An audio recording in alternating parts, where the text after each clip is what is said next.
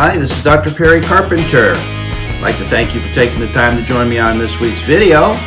On this week's video, we're continuing with our ongoing and new series entitled The QMEs Financial Impact.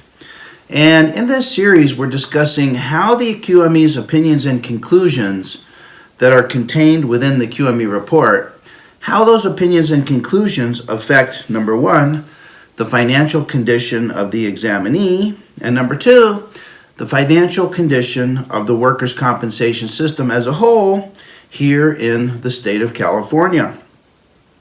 And today we're in session 4 of this series. So if you're just joining us for the first time, I'll briefly review where we've come from so far. In sessions 1 and session 2, we talked about the current state of affairs and the current condition of the California workers' compensation system by reviewing some very current 2017 statistics from two credible sources. Number one, the Workers' Compensation Insurance Rating Bureau, that's the WCIRB, and then also the RAND Corporation, which is located in Southern California. Those two organizations have put together their annual statistics regarding California workers' compensation. And in session 1 and 2, we talked about the relative poor condition of the workers' compensation system in California compared to other states in the United States. It seems that while California leads the country in many attributes, including weather and lifestyle and climate and geography and other features and benefits, it seems that California is in last place in important statistics that relate to management of workers' compensation claims. And we related the poor condition of the California workers' compensation system to the opinions and conclusions of qualified medical evaluators. Now, not every poor and down statistic relating to workers' compensation in California is related to the QME's opinions and conclusions, but many of those statistics can be directly traced to the QME's opinions and conclusions. And the important opinions and conclusions that qualified medical evaluators opine on that impact the statistics include, number one, causation, the QME's opinion either for or against industrial causation. Number two, permanent impairment. And number three, apportionment. So in session 3, we began our discussion about the causation determination. The QME's opinion either for or against industrial injury. And because the statistics from both the WCIRB and the RAND Corporation strongly point to an out-of-control system rife with fraud, we raised the rhetorical question in session number 3 that if fraud is so rampant in the California workers' compensation system, is it possible that malingering and fabricating and fraudulent QME examinees could be far behind? In other words, if the downtrend and terrible, expensive, costly administration of the California workers' compensation system is largely driven by fraudulent activities, can we as qualified medical evaluators expect that fraud to extend into the QME examination room with examinees who may not be completely sincere, who may not be completely forthcoming, who may not be completely legitimate? And in order to answer that rhetorical question, we reviewed several references from the AMA guides themselves, no less a credible reference than the Bible upon which our entire system is based, the 2005 5th edition of the AMA guides. We reviewed some references from chapter 18 of the AMA guides that give us some indication as to the frequency with which we can expect examinees to either malinger or partially malinger or employ false imputation in the qualified medical evaluation.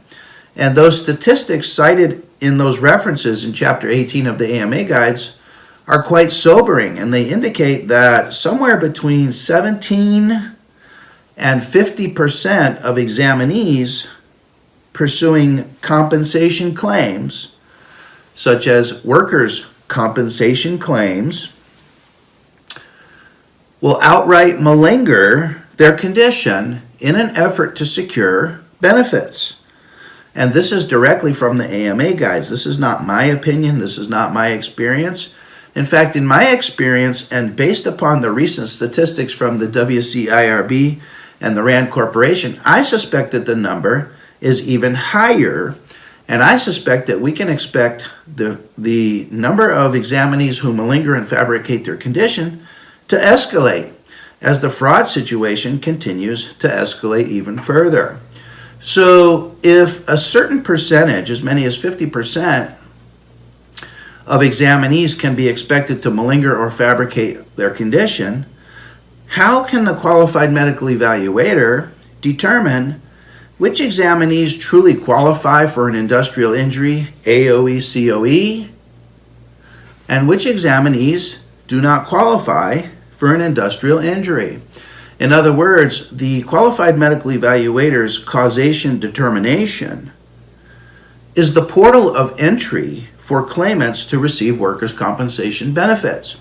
Well, if the workers' compensation system in California is in disrepair and is in shambles, is it possible that that disrepair can be traced to too many examinees being admitted into the system who do not actually qualify for workers' compensation benefits because they did not actually suffer an industrial injury as they allege? Is that possible? My suspicion is that it's not only possible, it's reasonably medically probable, and we can expect the number of examinees who fraudulate and malinger their condition to increase even beyond the 50% described by the AMA guides. Well, if that's the case, how can the QME arrive at a correct determination either for or against industrial injury and be accurate in that determination in every single case? That's what I want to discuss with you in today's discussion. In today's discussion, we're going to go through some fascinating material.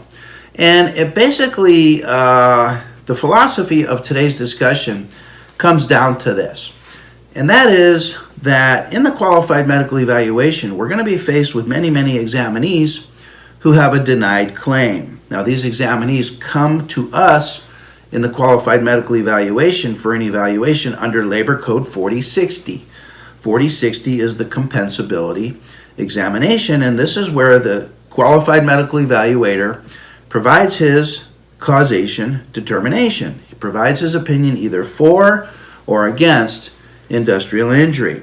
Well, many of these examinees are going to be insincere examinees, and yet there's going to be a certain percentage of examinees who actually did suffer an industrial injury. And for both populations of examinees, it's critical that the qualified medical evaluator provide an accurate determination so that injured workers can reasonably receive workers' compensation benefits as the law provides to them, and also so that examinees who have not actually suffered an industrial injury are not admitted into the workers' compensation system to be allowed to continue to drive up the exorbitant, skyrocketing, and out-of-control costs of the California workers' compensation system.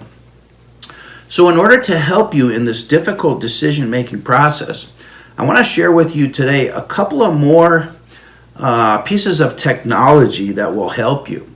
Now, in our last session, we talked about the AMA guides and their position on the frequency of malingering. That's something that you can rely on. Those are statistics that you can put in your toolbox when you examine these injured workers who present to you with denied cases. You already know according to the AMA guides, that a certain percentage of examinees, which is as many as 50%, may malinger or fabricate their conditions. So that is factual statistics that you can rely on. In addition to those statistics, I want to share with you today some information about how to assess the credibility of your examinee. And when the examinee presents to the qualified medical evaluation with you, they are going to attempt to convince you, in these denied cases, that they indeed suffered an industrial injury. And they're going to attempt to convince you through the use of their testimony, which involves the use of words. So I want to share with you today some interviewing techniques that will help you cut through the words and help you establish the veracity, which means the truthfulness of your examinee's statements. In this way, you can assess your examinee's credibility and decide whether the examinee is someone who should be believed or whether the examinee is someone who is simply seeking benefits for an otherwise fraudulent claim as described by the RAND and WCIRB studies. So number one, we're going to assess the examinee's credibility. And then number two, we're going to talk about how to fashion and how to write your argument either for or against industrial injury in the causation section of your report. Now, it does no good to write a fabulous argument either for or against industrial causation if that argument is not something that can be used by the trier of fact, which is the judge. Ultimately, the trier of fact, which is the judge, decides whether the claim qualifies or does not qualify for benefits, but the judge relies on your opinion. And your opinion has to be fashioned and has to be written and has to be formatted in such a way that the judge can use it. I want to share with you some strategies today as to how to fashion your causation determination so that it's upheld by the judge every single time. And doctors tell me that they opine for industrial causation and they hear later that their opinion was not upheld by the judge, and I'm able to pinpoint exactly the reasons why the judge was not able to use the qualified medical evaluator's opinion. So I want to share with you today some ideas about how to tweak your causation argument so that your opinion ultimately becomes the deciding opinion, and it's the opinion that the judge relies upon in either providing or denying workers' compensation benefits. So I have a fabulous program for you today. It's chock full of materials, and I've provided those materials for you in today's blog in the form of downloadable links. So I'll give you a moment to go ahead and assemble today's materials so that you can lay your own eyeballs on these studies as we go through them one by one. So I'm going to take a moment here to assemble my materials, and I'll encourage you to assemble your materials as well. And then I'll be back with you here in just a very few moments as we continue today's discussion in our ongoing series entitled The QMEs Financial Impact. So I'll be back with you here in just a very few moments.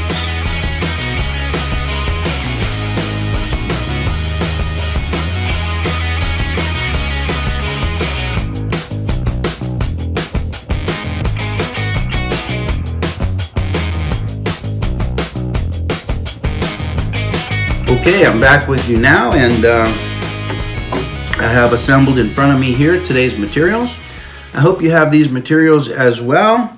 And just so you know, in the future, with these discussions, if there are supplementary course materials provided for the discussion, it's important that you assemble those materials and bring those materials with you at the time that we review the references from the materials. And many times, especially as relates to this current series that we're going through, which is the QME's Financial Impact, I'm going to share with you some mind-blowing facts and some mind-blowing statistics And it's important that you lay your own eyes on these references so that you know where these facts and figures and statistics come from. Everything that we talk about in these discussions is referenced in studies, books, textbooks, and documents. And I believe that it's important that you realize that we're not reviewing the opinions of Perry Carpenter, but we're referencing published studies and published references. So it's important that you assemble those materials and have them in front of you as we go over each of those. Now, in this discussion, we're largely basing our topics on two studies. Number one, this is the WCIRB study, which is the State of the Workers' Compensation System 2017. And then, in addition to that, much of our material and our discussion is based upon the 2017 RAND study, which is entitled Provider Fraud in California Workers' Compensation. And I've provided these references to you previously, so you should have those.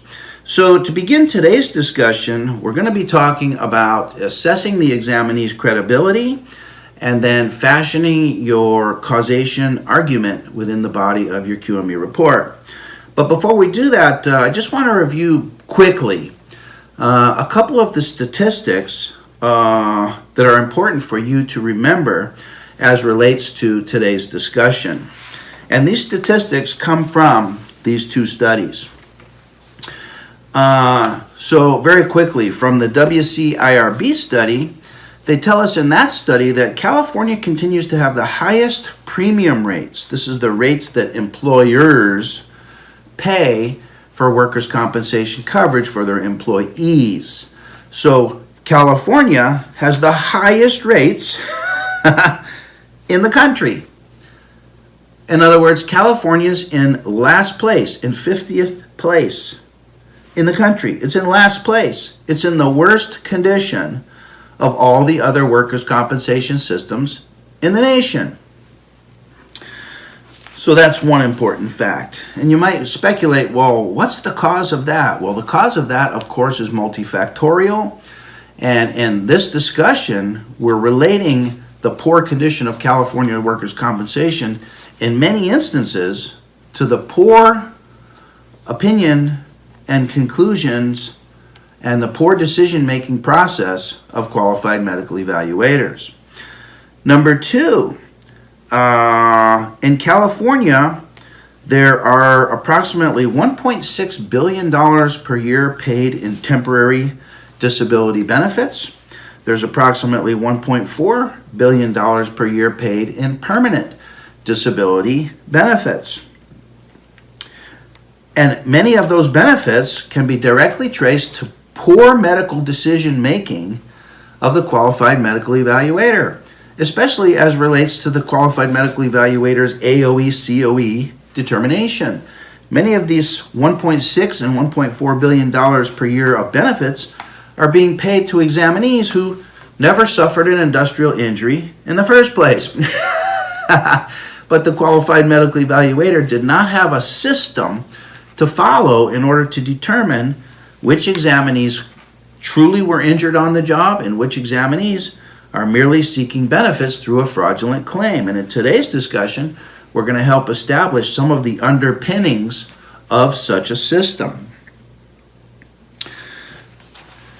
Payments made directly to injured workers, which are primarily for future medical care services, have increased. So many examinees in California are settling their claim by way of compromise and release and are receiving a lump sum payment for future medical care services. What does that tell you? That tells you that these examinees are less concerned about their ability to receive and pay for medical care in the future and are more concerned about receiving a lump sum payment for those services. And as we said, many of those examinees did not suffer industrial injury in the first place. Now, according to the RAND study is the one that really points the finger towards fraudulent activities. And I just want to read to you one of the profound conclusions contained within the RAND studies. And they talk about the 30,000 lien cases that are being filed on a monthly basis, if you can believe that, for the post-employment cumulative trauma claim, which is simply one species of claim that is ripe and rife with fraud. It's only one species.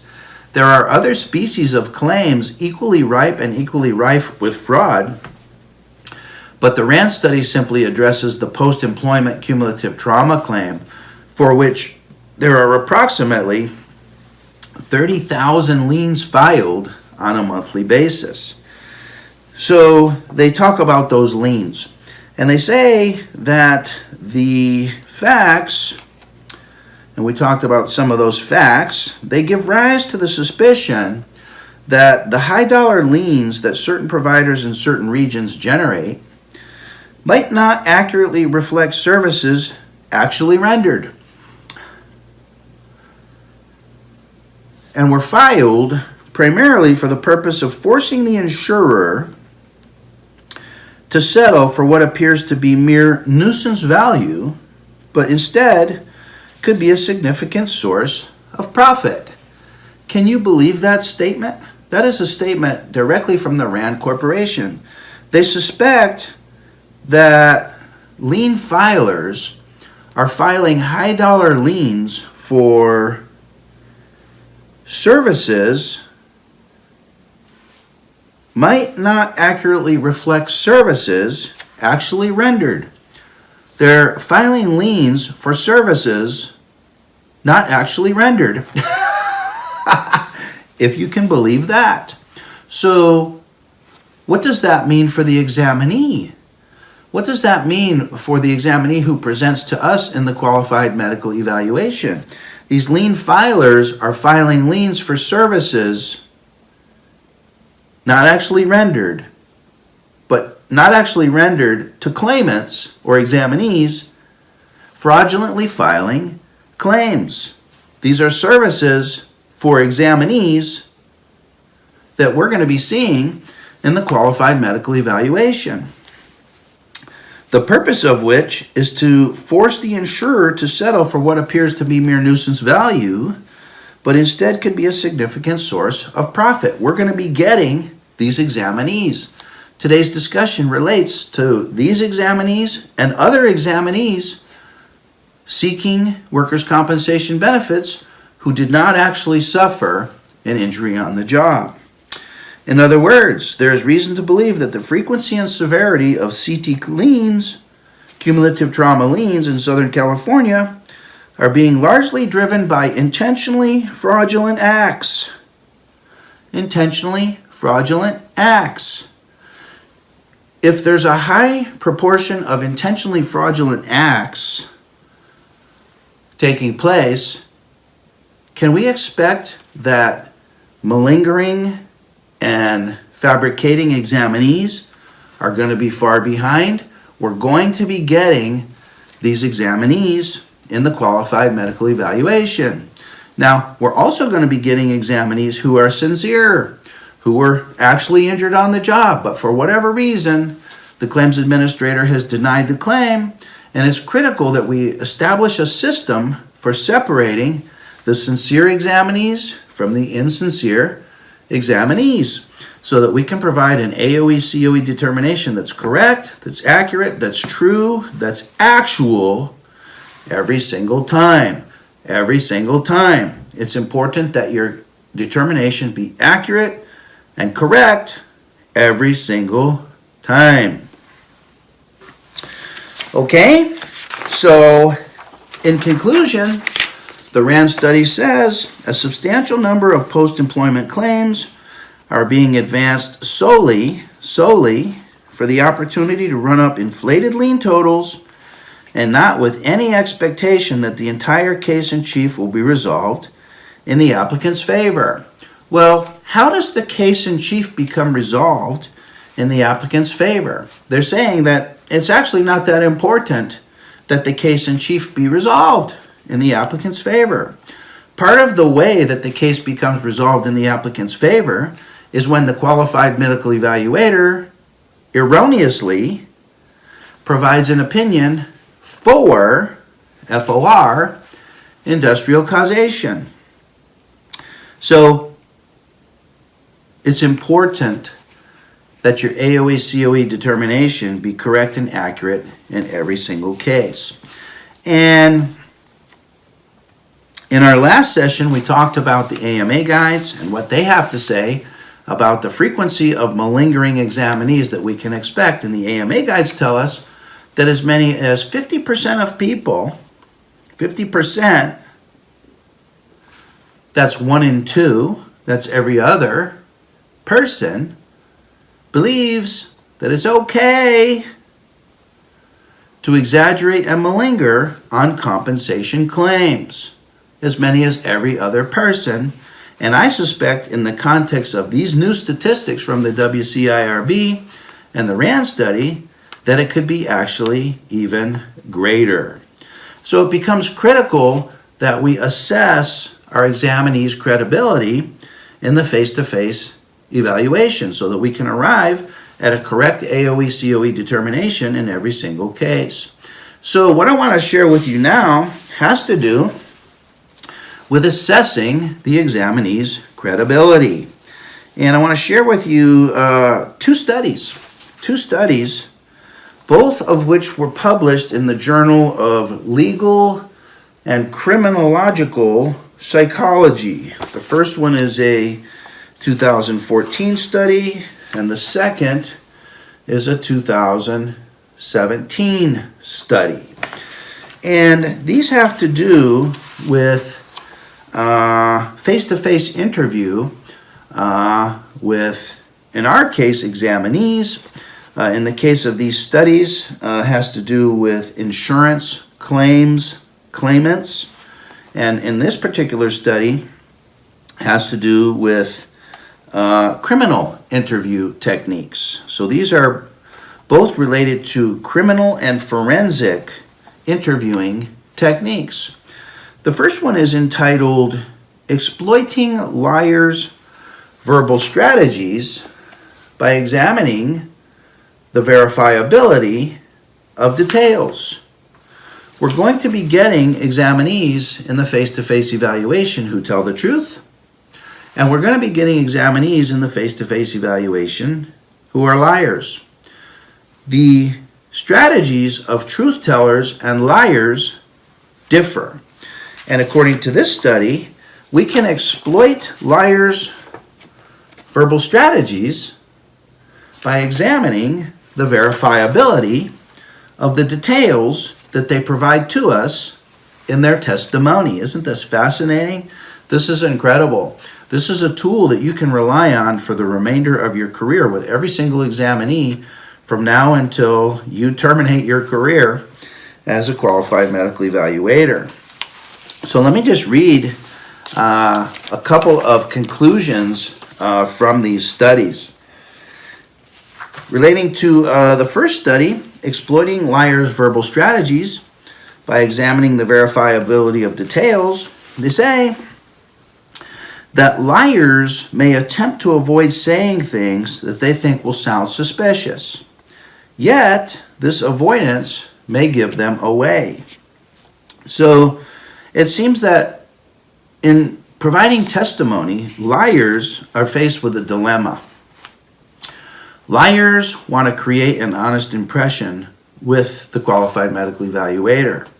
Liars want to provide sufficient detail in their story to convince the evaluator of their credibility. And yet, they walk a tightrope because they can possibly mention too much detail that makes their story sound suspicious.